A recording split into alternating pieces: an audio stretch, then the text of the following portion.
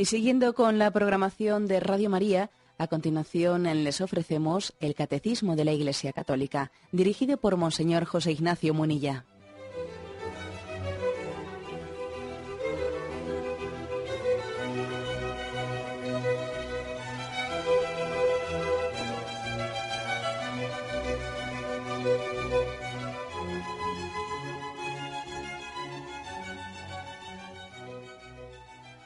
Un cordial saludo a todos los oyentes de Radio María. Un día más, con la gracia del Señor, proseguimos el comentario del Catecismo de nuestra Madre, la Iglesia. Queremos hoy concluir el apartado con el que se introduce el Catecismo, una introducción que empieza hablando del deseo de Dios. El hombre ha sido creado por naturaleza con un deseo innato de felicidad, de infinitud, detrás del cual está el deseo de Dios, el hambre y sed de Dios. La religiosidad, decíamos, no es algo sobreañadido desde una determinada educación que hemos recibido. Es verdad que la educación pues influye mucho, pero no es que el deseo de Dios haya sido introducido por la educación que hemos recibido, sino que la educación lo que ha hecho ha sido encauzar el deseo de Dios pues por una religión que nos ha descubierto el rostro de Dios, que se nos revela. Pero el deseo de Dios, como decía, el hambre de Dios está inscrita en nuestra naturaleza. De aquí se desprende que entendamos que todo hombre necesita de Dios para ser feliz. Todo hombre lo necesita. No se trata de una determinada sensibilidad que satisface a unos y sin embargo, bueno, pues no, otra parte de la población no siente tendencia hacia ello. No. Dios es la plenitud de todo ser humano, porque todos llevamos inherente, ¿no?, dentro de nuestro ser esa tendencia a Dios. Bueno, por lo tanto, en este capítulo es esta la tesis fundamental, ¿no? Y se termina con el punto 30, se termina diciendo esto: se alegre o alégrese el corazón de los que buscan a Dios. Salmo 105, versículo 3. Si el hombre puede olvidar o rechazar a Dios, Dios no cesa de llamar a todo hombre a buscarle para que viva y encuentre la dicha. Pero esta búsqueda exige del hombre todo el esfuerzo de su inteligencia, la rectitud de su voluntad, un corazón recto y también el testimonio de otros que le enseñan a buscar a Dios. Bueno, después de haber expuesto esa tesis que antes he dicho, termina diciendo de esta manera. Bueno, se introduce con este texto de un salmo: alégrese el corazón de los que buscan a Dios. Hemos sido creados para buscar a Dios. Tenemos esa tendencia innata. Bueno, pues yo creo que cuando ejercemos esa búsqueda, cuando la estamos poniendo en práctica, cuando el hombre vive como ser religioso que es, ¿no?, por naturaleza, buscando a Dios, alégrese, sea feliz, porque está buscando lo principal, está buscando aquello para lo que han sido creados, ¿no? Quienes buscan la verdad, buscan a Dios aunque no lo sepan, y sean benditos, sean bienaventurados, sean felices por ello. O sea, es decir, que el hombre es un buscador, y el que busca, dichoso sea. Dichoso sea. Lo peor que le puede ocurrir a alguien es que pierda ese instinto de búsqueda, porque eso puede ocurrir entre nosotros, que esta sociedad materialista pues nos engañe de tal manera, o nos someta de tal manera, nos esclavice, nos llene de apegos y perdamos el instinto, ¿no?, el instinto de buscar a Dios. Luego el Salmo quiere que los que buscan a Dios sean felices por ello. Es verdad que no le vas a encontrar plenamente en esta vida, vas a tener como encuentros parciales con Él, y que va a quedar para el cielo, para la vida eterna, va a quedar la satisfacción plena de ese deseo que tienes, ¿no?, de conocer a Dios. Ese deseo va a ser satisfecho en esta vida, pero parcialmente. Pero bendito sea Dios, ¿no? Bendito seas tú, bienaventurado seas, porque estás buscando. Recuerdo que hace poco pues una joven me hacía la pregunta de decir, bueno, ¿yo cómo puedo buscar más a Dios en mi vida? Porque tengo una sensación de que mi vida espiritual pues es incompleta y me faltan, o sea, me faltan más medios de búsqueda, me quedo en algo superficial, no profundizo lo que debiera de profundizar, etcétera, ¿no? Algo así me decía en su pregunta.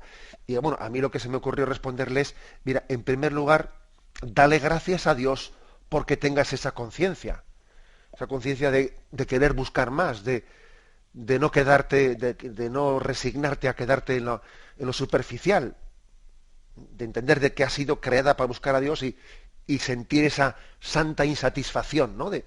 Bueno, eso creo que vas por el buen camino, le dije, ¿eh? Vas por el buen camino porque para eso has sido creada. La vida es para buscar a Dios. La muerte es para encontrarle, y la eternidad es para poseerle, ¿eh? Decía esto un sacerdote conocido. La vida es para buscar a Dios. La muerte es para encontrarle, es el encuentro definitivo, ¿no? Y la eternidad es para poseerle. Bien, pero la vida es para buscarle y nuestro encuentro también va a ser proporcional a la búsqueda. Y lo que es una auténtica paradoja es que nos pasemos esta vida olvidados de aquello aquel con el que nuestra vida va a compartir, o sea, con el que vamos a compartir la eternidad y para quien estamos creados y por quienes hemos sido creados. Es una paradoja, ¿no? Vivir fuera de esta perspectiva de búsqueda de su rostro. Hemos sido creados por Él y para Él. Y lo lógico es que mientras tanto busquemos su rostro. Bueno, y además podríamos decir que solo el que busca, el que lucha, el que se cuestiona, el que sabe arriesgar, ¿no? Podrá ser feliz. Y terminaría yo comentando este versículo del Salmo 105, 3, con el que se abre este número 30, alégrese el corazón de los que buscan a Dios, diciendo que es que el que busca, de alguna manera ya ha encontrado, porque si no hubiese encontrado, no tendría ese afán de búsqueda. Eso lo decía Pascal, decía, no me habrías buscado si no me hubieras encontrado ya. O sea, de alguna manera algo ya has encontrado. Porque si no hubieses encontrado nada, no buscarías. Has percibido algo, que Dios es grande, de que Dios es bueno, y aunque te falta mucho todavía, eso poco que has percibido te ha dado un deseo grande de búsqueda. Has saboreado un poquito la grandeza de Dios, y entonces ya te has sentido atraído por Él. Bueno, pues esto creo que es importante, ¿eh? También decía San Agustín, busquemos como buscan los que aún no han encontrado, y hallemos como encuentran los que aún han de escudriñar, pues cuando se ha hallado algo es cuando se empieza a buscar. Bueno, básicamente es la misma expresión de Pascal, ¿no? Mira, cuando has hallado algo, en realidad es cuando empiezas a buscar con verdadera determinación. Porque entonces es que cuando dices, aquí hay algo grande y yo no lo había todavía explorado, o sea, había estado distraído en otras cosas, ¿no? Bien, la afirmación primera, alégrese el corazón de los que buscan a Dios, continúa de la siguiente forma. Dice el Catecismo, si el hombre puede olvidar o rechazar a Dios, Dios no cesa de llamar a todo hombre a buscarle para que viva y encuentre la dicha. Es decir, mira, aun en el peor de los casos, vamos a suponer que aunque hemos sido creados para Dios, bueno, pues nos veamos engañados por el pecado, por este mundo, de manera que perdamos, en buena parte por lo menos, perdamos el instinto de búsqueda de Dios, ¿no?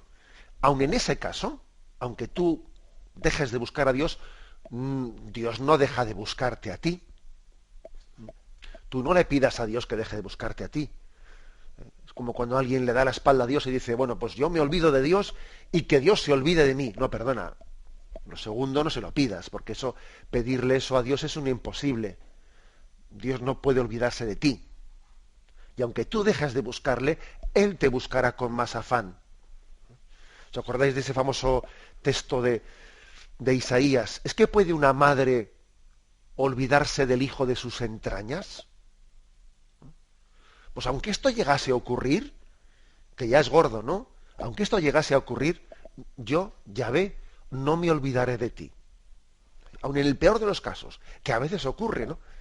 Fijaros también lo que es que algunas madres se olviden del hijo de sus entrañas, ¿no? Cómo puede el pecado llegar a nubilar un corazón materno, pues para desentenderse de él, para poder llegar a cometer, por ejemplo, el pecado del aborto, tal o cual. Bueno, pues eso puede llegar a acontecer porque el demonio, Satanás, tiene poder. Pero aun cuando eso ocurriese, Dios no se olvidará de nosotros. O sea, es una diciendo, tú igual no buscarás, pero Dios te busca a ti. Y en el fondo tu búsqueda es una respuesta a la búsqueda de Dios.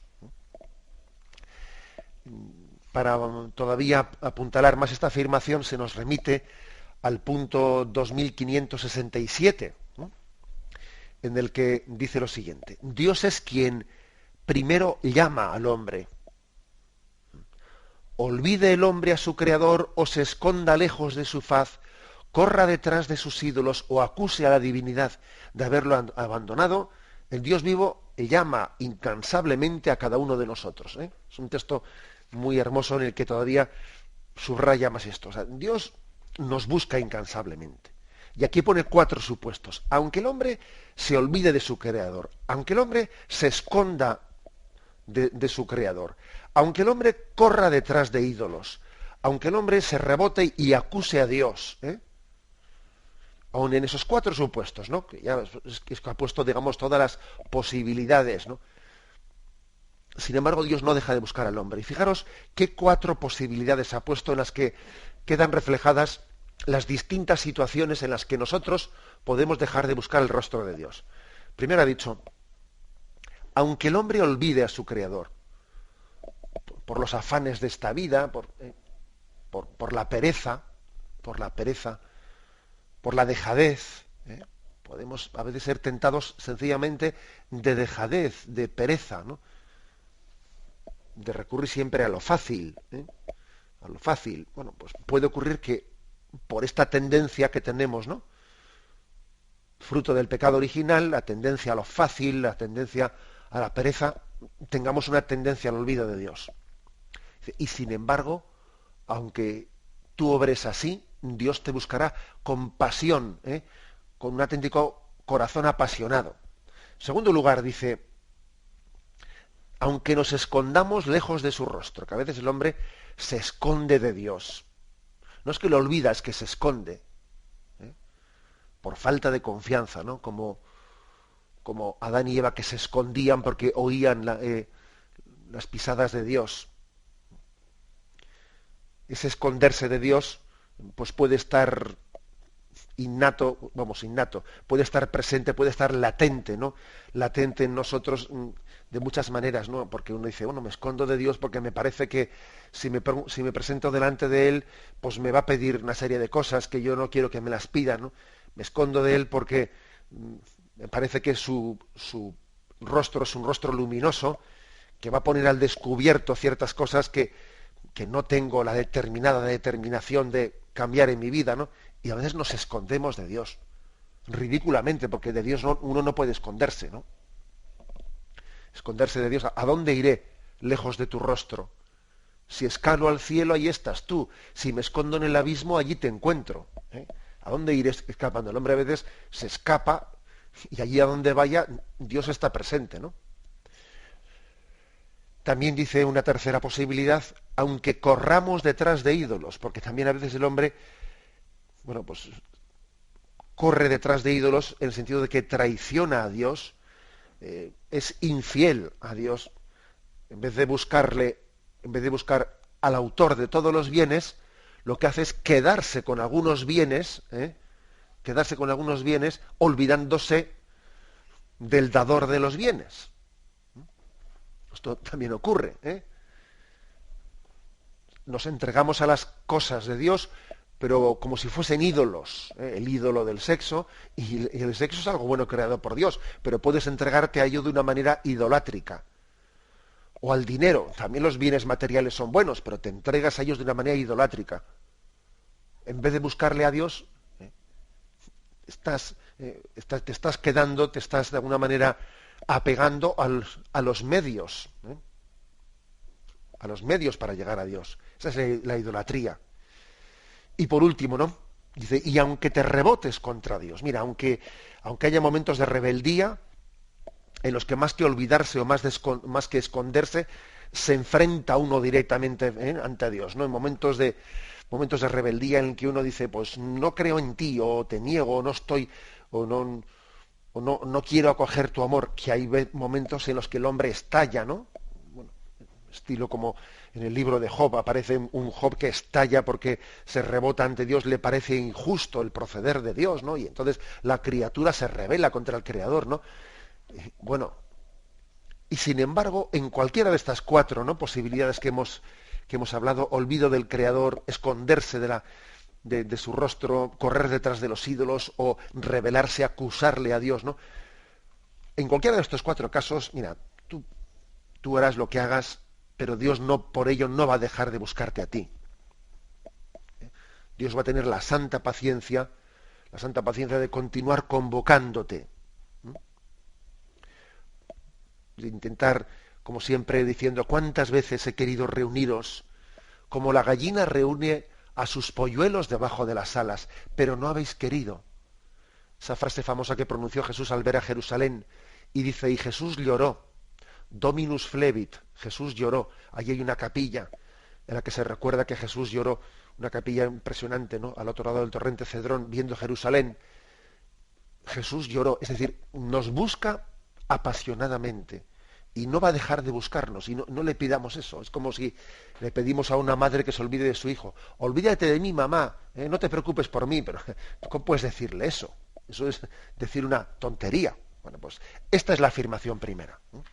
La afirmación primera de este punto del catecismo es ni más ni menos de decir, hemos sido creados para Dios. Si le buscamos, seremos felices. Si cometemos la gran barbaridad de no buscarle, estamos negando nuestro propio ser, porque nuestro propio ser tiene implícita la búsqueda de Dios. Pero aun incluso en este caso, en el peor de los casos, mira, Dios te seguirá buscando a ti y tendrá infinita paciencia. Y no retornará, sino después de haber cogido la oveja perdida en sus hombros, ¿no?, y llevarte al redil. Tenemos un momento de reflexión y continuamos enseguida. Escuchan el programa Catecismo de la Iglesia Católica con Monseñor José Ignacio Munilla.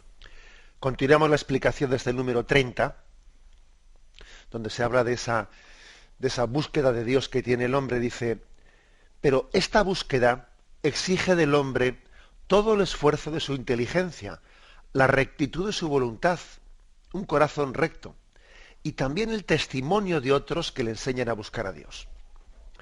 Es decir, tenemos dentro de nuestro corazón una tendencia innata a Dios, y Dios también nos busca a nosotros apasionadamente, pero también el catecismo no es ingenuo, y el catecismo dice, bueno, pero vamos a ver, pero la búsqueda de Dios, claro, algunos ¿por qué dicen? Pues yo no siento esa tendencia a Dios.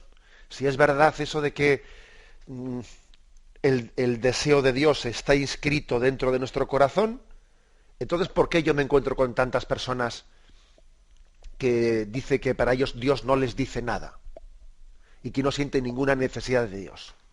¿Y por qué incluso yo también en mi vida durante mucho tiempo he podido tener momentos en los que he estado alejado de Dios o no he sentido ese deseo? ¿Por qué? O quizás no lo sienta ni siquiera ahora mismo.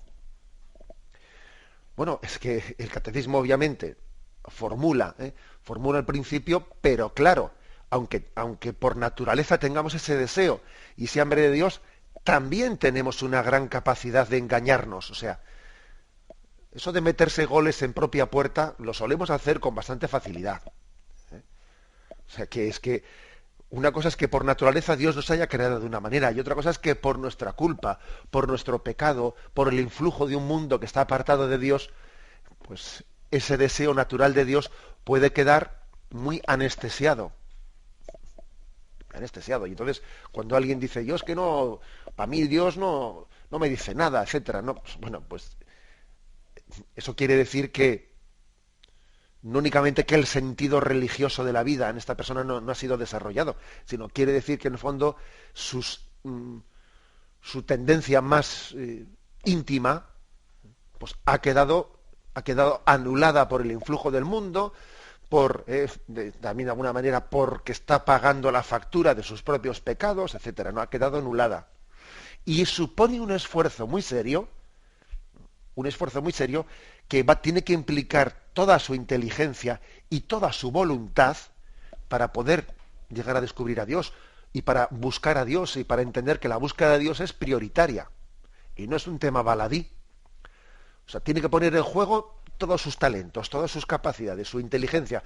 Su inteligencia porque, en primer lugar, tiene que utilizarla no solo para...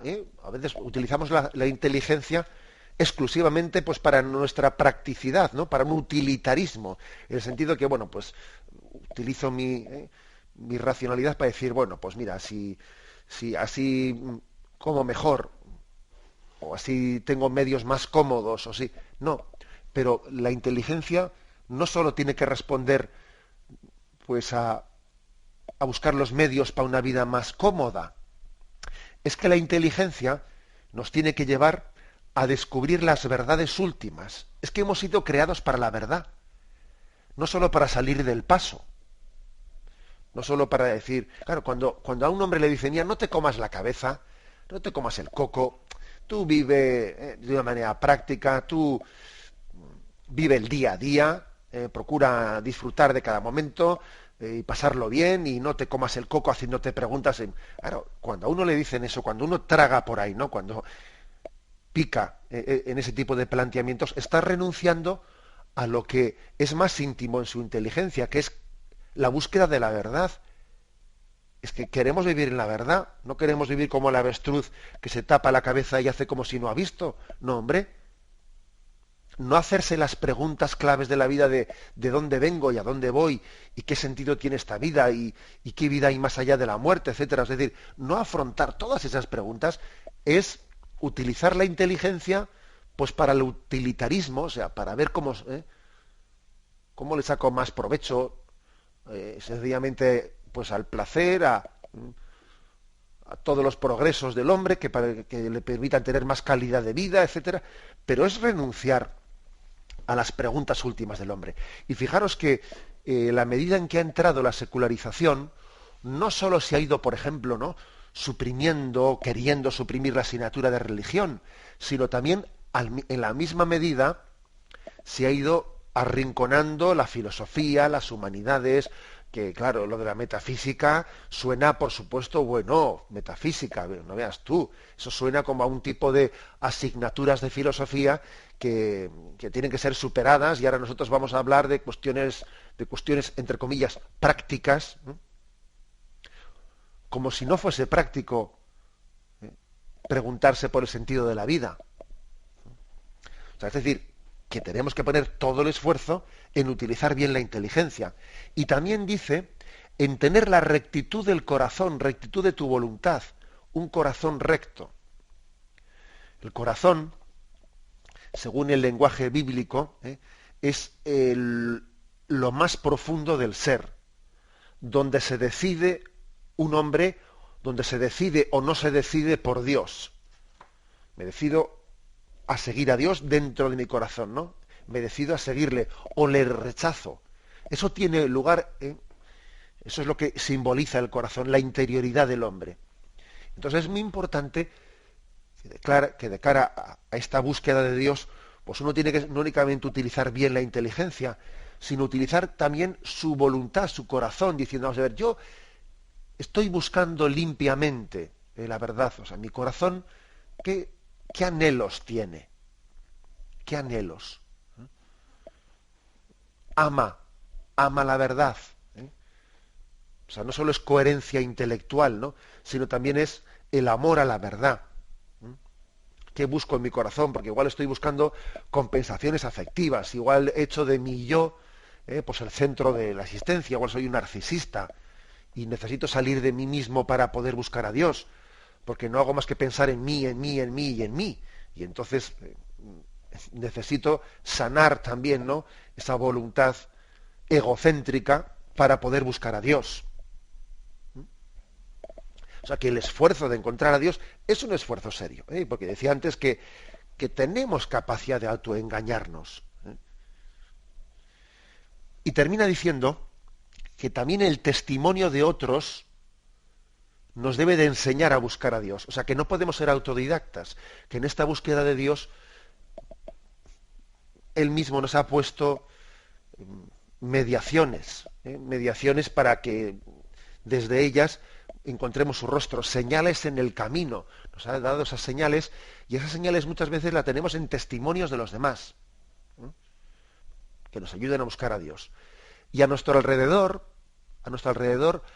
hay testimonios suficientes para buscarle a Dios, aunque también es verdad que el que no busque a Dios, el que no quiera buscarle, el que no tenga un corazón recto, aunque esté rodeado de santos, no va a buscar a Dios. O sea, no va a ver esas señales que Dios le envía.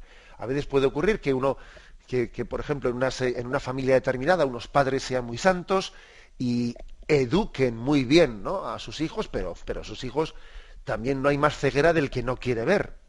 Y yo he podido tener unos padres muy santos, o unos hermanos, o unos amigos, pero que también, aunque Dios me ha puesto esos testimonios, yo no quiero verlos, ¿no? Entonces tengo ese rechazo de las mediaciones que Dios me ha enviado. Pero es obvio que esas mediaciones existen, y que a la hora de encontrarnos con Dios son necesarias. ¿Se pueden rechazar? Claro que se pueden rechazar, pero son necesarias. Los santos, los testimonios santos que hay alrededor nuestro, tantas cosas buenas que nos hablan de Dios, los santos son un poco como el espejo que refleja la luz de Dios, y cuando uno dice, esta persona qué buena es, ¿no?, y tiene una fe pues que le ayuda a ser de Dios. Claro, el problema está que muchas veces se nos presentan modelos incorrectos, ¿no? Modelos, pero si, por ejemplo, si los medios de comunicación tomasen en serio el compromiso, ¿no?, de mostrar lo bueno, de difundir los buenos testimonios, ¿no?, y no estar siempre, ¿no?, exclusivamente, prácticamente, ¿no?, centrándose en todo lo negativo, si los medios de comunicación hiciesen eso, podían llegar a tener un influjo muy grande en la búsqueda del bien y en la búsqueda de la verdad, ¿no? Pero tenemos que reconocer que generalmente de los testimonios buenos no hablamos, no nos consideramos en ellos. Es mucho más fácil centrarse en lo negativo. Y sin embargo, dice Jesús, alumbren así vuestras obras a los hombres, para que viéndolas den gloria al Creador. Por lo tanto, tenemos que estar atentos a esos signos que Dios ha puesto, y también ser nosotros un signo para que otros crean en Dios, ¿no? Ponernos ante los ojos del mundo para que quien nos mire, vea a Dios. Qué gran responsabilidad es esta, ¿no? Señor, que quien me mire te vea a ti. Y en vez de quedarme yo con la vanidad o con la sensación de que me están mirando a mí y que en mi vanidad... No, es decir, mira, ni me avergüenzo, ni tengo miedo de que me miren. La auténtica humildad no es la de aquel que se esconde, ¿no?, para que no le vean, ¿no?, sino la auténtica humildad es la de aquel que no le condiciona la mirada de los demás, no le condiciona, o sea, él vive naturalmente, ¿no? Hay un refrán que dice, ama como si nunca te hubiesen herido y baila como si nadie te estuviese mirando. O sea, tú haz las cosas con la conciencia de quien está en presencia de Dios, A mí la mirada de los hombres no me afecta, y esa es la manera de dar testimonio. Que quien te mire a ti, vea a Dios, porque tus obras buenas, tu actuar en plena presencia de Dios, le remita a un Dios ante el que tú vives, ¿no? Ese es el testimonio tan grande que nos debe de ayudar a acercarnos a Dios. Tenemos un momento de reflexión y continuamos enseguida. Continuamos en esta edición del programa del Catecismo de la Iglesia Católica, en el punto 30, en el que se concluye este apartado de El deseo de Dios y finaliza con un texto de San Agustín, muy precioso y muy conocido en su última frase. Dice así: Tú eres grande, Señor, y muy digno de alabanza. Grande es tu poder, y tu sabiduría no tiene medida. Y el hombre, pequeña parte de tu creación, pretende alabarte, precisamente el hombre que, revestido de su condición mortal, lleva en sí el testimonio de su pecado y el testimonio de que tú resistes a los soberbios. A pesar de todo, el hombre, pequeña parte de tu creación, quiere alabarte. Tú mismo le incitas a ello, haciendo que encuentre sus delicias en tu alabanza, porque nos has hecho para ti, y nuestro corazón está inquieto mientras no descansa en ti. Bueno, es muy conocida esta última frase, pero también es ayuda mucho, nos ubica, nos contextualiza el conocer la primera parte, ¿no? de donde la ha fundado, como la ha afirmado San Agustín. Tú eres grande, Señor, y muy digno de alabanza. Termina aquí San Agustín, porque sabéis bien que su texto, el famoso texto de las Confesiones de San Agustín, es un canto de alabanza a Dios. Decía San Ignacio de Antioquía que cuando nos reunimos para la alabanza divina, se debilita el poder de Satanás y la concordia de nuestra fe le impide causarnos daño alguno, ¿no? Pero es impresionante decir, mira, cuando nos unimos para alabar a Dios, se debilita el poder de Satanás. La alabanza divina es lo que más puede proteger al hombre, lo que más le hace estar en puerto seguro, el alabar a Dios. Y tengamos en cuenta que esta es una finalidad de nuestra vida. A veces no hemos recibido la suficiente educación en la alabanza divina. Nos hemos quedado en la oración de petición, etcétera. Yo le pido a Dios, pero no hemos sido educados en ello. Y además hay que decir que una cosa es que te injurien, que te injurien a ti, y cuando somos nosotros injuriados, pues quizás el soportarlo pacientemente, pues es algo digno de alabanza. Pero otra cosa, eso dice Santo Tomás de Aquino, es que cuando le injurian a Dios, el pretender soportarlo pacientemente, el quitarle importancia, eso no es digno de alabanza, ¿no? Eso es el colmo de la impiedad. Luego, digamos que hemos sido creados para alabar a Dios, ¿no? Y eso tiene que brotar de nosotros, en todo momento y lugar, ¿no? Bien sea porque hay tantas cosas buenas que nos llevan a alabarle, o bien sea porque hay tantas cosas malas que nos llevan a repararle, ¿no? Pues mira, pues uno ha escuchado una blasfemia, ha visto esto, bueno, pues y alaba a Dios, ¿no? Y quiere también en esa alabanza repararle. Digamos que puede parecer una contradicción, y así lo dice aquí San Agustín, el que por una parte seamos una pequeña parte de la creación y por una parte neguemos a Dios con nuestro pecado. O sea, por una parte nuestra vida es contradictoria. Pues es un poco lo del Domingo de Ramos. Estamos aquí, Hosana, bendito el que viene en nombre de Yahvé, ¿no? Le alabamos, pero luego estamos pidiendo que le crucifiquen. El Domingo de Ramos alabándole, Hosana al Hijo de David.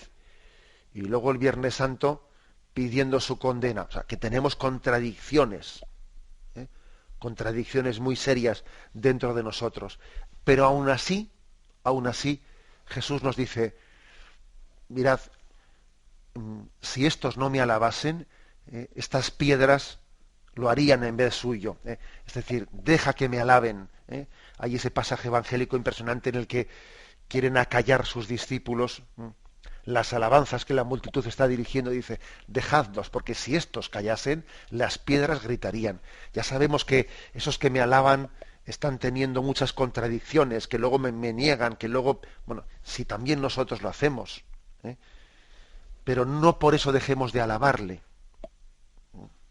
Quizás Dios tenga misericordia de nosotros, en el sentido de que alabándole cada vez se vaya inclinando más la balanza hacia la coherencia y dejemos de ser incoherentes. Es más, Es más, dice aquí San Agustín, tú mismo, ¿no? A pesar de nuestra contradicción, a pesar de que somos tan poca cosa, ¿no? Tú mismo nos incitas a que te alabemos. O sea, tú mismo nos educas para la alabanza. Ser educados para la alabanza, pues es algo clave. La Iglesia procura educarnos para la alabanza. Toda la historia de nuestra vida es una estrategia, no es un plan de amor de Dios en el que nos está educando a la alabanza. Cuando uno ve la historia de su vida, dice, bendito sea Dios que tuvo paciencia conmigo, que me puso en el camino de esta persona. O sea, hacer una lectura de nuestra vida en clave de alabanza. Eso suele ser algo muy bueno, muy sanador. Os invito a que lo hagamos. A que en algún rato de oración pegues un repaso a tu vida en clave de alabanza.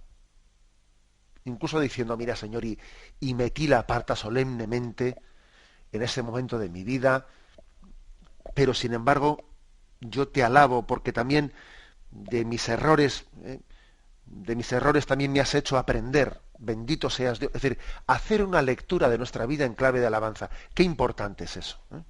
Qué importante y qué sanador es. Dios nos incita, nos educa para la alabanza. Y termina diciendo, ¿no? Esta famosa frase, ¿no? Porque nos has hecho para ti y nuestro corazón está inquieto mientras no descansa en ti. A veces esta inquietud interior que tiene el hombre se suele caracterizar pues por una tendencia ansiosa a buscar una cosa, buscar otra, en esta no encuentro satisfacción, busco la otra. O sea, por ejemplo, el consumismo lo tiene muy fácil con el hombre, porque claro, aprovecha ese deseo de felicidad que tiene el hombre, pues para incitarle por aquí, incitarle por allá. Si el hombre no tuviese este deseo de felicidad dentro de sí, las campañas publicitarias tendrían mucho menos efecto en nosotros. O sea, pero el consumismo se sirve, manipula, ¿no?, este deseo de felicidad que tenemos para encauzarlo, en vez de encauzarlo pues con Dios, que es el que satisface nuestro deseo de felicidad, lo intenta encauzar pues por aquí, por allá, intentando que el materialismo sea una especie de sucedáneo de nuestro deseo de infinito, de nuestro deseo de Dios. Luego, fijémonos en esto, ¿no? Que Dios nos ha hecho para Él. Y a veces, ¿cuántas veces hemos encontrado personas o nos hemos visto a nosotros mismos yendo de flor en flor? Buscando experiencias en las que pues somos como la abeja, ¿no? Que puede estar en cada flor un ratito y ya me he cansado y voy a otra flor y otro ratito y así de oca en oca, ¿no? De oca en oca juego porque me toca, decíamos, ¿no? Y eso pasa en nosotros, que es ir de flor en flor, pero sin poner nido nunca en nada. ¿Por qué? Porque nada nos satisface plenamente. Hasta que dejamos de buscar donde no podemos encontrar y buscamos en Dios. Y entonces en Él encontramos la paz. Nos has creado para ti y mi corazón ha ido por ahí de flor en flor, está dando palos de ciego. O sea, no sabía ni dónde buscar más ya, ¿no? Hasta que he encontrado en ti. Es la historia de San Agustín, que se mete en todas las sectas, que busca todo, hasta que al final encuentra, ¿no? Y fíjate que al final encuentra la verdad plena, el descanso, en aquello que su madre le estaba diciendo desde el principio. Hijo, pero si yo te había bautizado, si yo precisamente te había bautizado para darte esa alegría y esa felicidad plena que tú estabas buscando. Pero vamos, has tenido que pegarte todo este recorrido inmenso hasta que al final, ¿no?, te has encontrado con la verdad plena de Dios. Creo que ya os recordé el ejemplo que pone Chesterton en uno de sus libros, que es el hombre verdaderamente ingenioso. Pone el ejemplo porque Chesterton también fue otro buscador, ¿no? Otro buscador que pegó una auténtica, ¿no?, pues entró en todo tipo de pues de escuelas filosóficas, de pretendidas sectas, etcétera, hasta que al final se encontró definitivamente con Cristo. Y él ponía el ejemplo de decir, es que es como salen de Londres, salen por el Támesis, pues un barco buscando la tierra prometida, ¿no? Y entonces se adentra en los mares y allí buscando y buscando, pues de repente pierde el rumbo y la tormenta hace que uno ya no sepa en qué dirección está navegando y resulta que se vuelve 180 grados y vuelve a acometer hacia el puerto de Londres del que había partido, sin darse cuenta que ha vuelto al punto de partida, y cuando llega allí dice, pero qué maravilla, si he encontrado esto, y dice, pero bueno, pero si este es el lugar del que había salido diciendo que aquí no encontrabas nada y que tenías que ir fuera a buscar tu tesoro.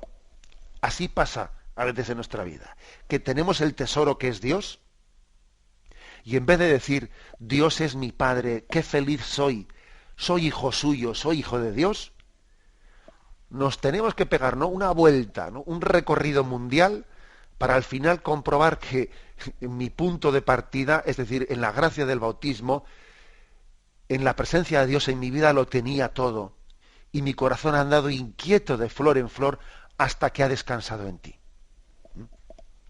Bien, lo dejamos aquí, damos paso ahora a la intervención de los oyentes. Podéis llamar para formular vuestras preguntas al teléfono 917-107-700.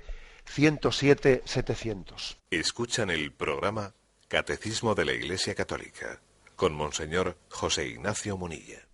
Sí, buenos días, ¿con quién hablamos? Buenos días, monseñor, con Luis de Salamanca. Adelante, Luis. Es con relación a la unción de los enfermos. Hay una idea muy generalizada en que la extremunción solo se puede pedir cuando ya uno está, prácticamente muriéndose. Sin embargo, yo por propia experiencia, que me operaron de una cosa bastante grave, como me habían dicho y tenía asimilado que la unción de los enfermos es un sacramento de vida, pues antes de la operación la pedí. Y no ceso de comentarlo con la gente que está en esas circunstancias. Tú pide la unción de los enfermos, que conozco muchos casos en que incluso físicamente ha funcionado de maravilla. Y simplemente era eso, que no le tenga miedo la gente a la unción de los enfermos, que no es una cosa ya para darte certificado de defunción, ni mucho menos. Nada más era eso. Pues sí, gracias por su testimonio. Y además puedo decir también mi testimonio de sacerdote, de que con cuánta frecuencia he escuchado que después de dar la unción de enfermos le han dicho al sacerdote, ha tenido una gran mejoría después de que usted le diese la unción. Eso los sacerdotes lo hemos escuchado mucho. Y claro, pues la razón de ser es que el sacramento, una de sus finalidades, que puede tener varias, que tiene varias, pero una de ellas es la sanación también del cuerpo, la sanación de la enfermedad, que obviamente se manifiesta mucho más, ¿no?, esta finalidad, pues cuando se recibe en un momento que no es exactamente el de la agonía, el que está marchando de esta vida, ¿eh? Porque, hombre, también Dios puede hacer obviamente un milagro de que alguien que esté en agonía sea sanado, pero vamos a ver, seamos claros, lo ponemos más difícil, ¿no? Será más fácil que una sanación tenga lugar no en el momento en el que alguien esté moribundo a punto de partir de esta vida, sino cuando se manifiesta una enfermedad grave, etcétera, ¿no? Sí, yo también puedo confirmar ese testimonio del oyente diciendo esto. Los sacerdotes somos testigos de que con mucha frecuencia se nos suele comunicar la mejoría que un enfermo ha recibido tras recibir la unción de enfermos. Damos paso al siguiente oyente. Buenos días. Buenos días, mire, soy Jesús, Sí. de Sevilla, mire. Hace ya años que me vengo planteando la cuestión de si en esos pasajes evangélicos en el que Cristo, tras haber hecho un milagro, dice que no lo contáis, que no lo contéis a nadie, eso ya lo he leído yo en varias ocasiones. En estos casos, pienso yo que es que el objetivo que tenía Cristo era quizás ocultar su condición de ser el Mesías, para que de ese modo pudiese sufrir a paso y muerte, no le tuviesen por un engañador, por uno, no fuera el Mesías que el pueblo esperaba en todo esto, y entonces pues eso le condujera a su pasión y muerte. De acuerdo. Vamos a ver. Existen varios escrituristas que suelen hablar del llamado secreto mesiánico. Es decir, que Jesús, cuando hace determinados milagros, como ha dicho el oyente, dice, vete y preséntate ante el sacerdote, pero no vayas contándolo por ahí, etcétera. Ese secreto mesiánico no es fácil explicar con toda, digamos, la seguridad en qué podía estar detrás de ese secreto mesiánico, porque por otra parte Cristo se manifiesta como Mesías. Hay otros momentos en el Evangelio en los que se manifiesta como Mesías. ¿Cuál es un poco la explicación mayoritaria? Pues yo diría que la explicación mayoritaria, y la que tiene también más lógica, es que a veces había comprensiones de qué era ser Mesías en clave política. Había muchas personas que esperaban al Mesías, bueno, pues como aquel que tuviese unas expectativas determinadas de Israel, de liberales de los romanos, etcétera, y por eso Jesús tenía cuidado de que sus milagros no fuesen manipulados en ese sentido.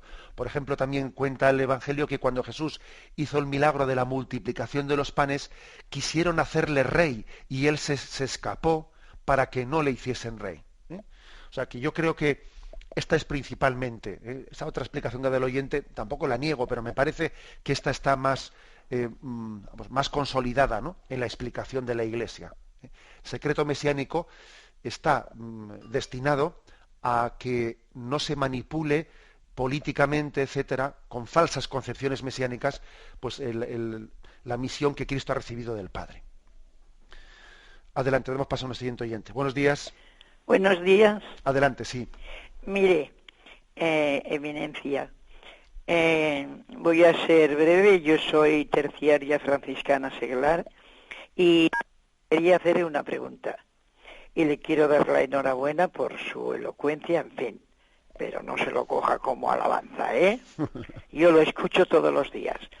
La pregunta es la siguiente. Yo es que he decidido, cuando Dios me llame, hacerme la incineración. ¿Usted qué opina? Quiero que me diga su opinión.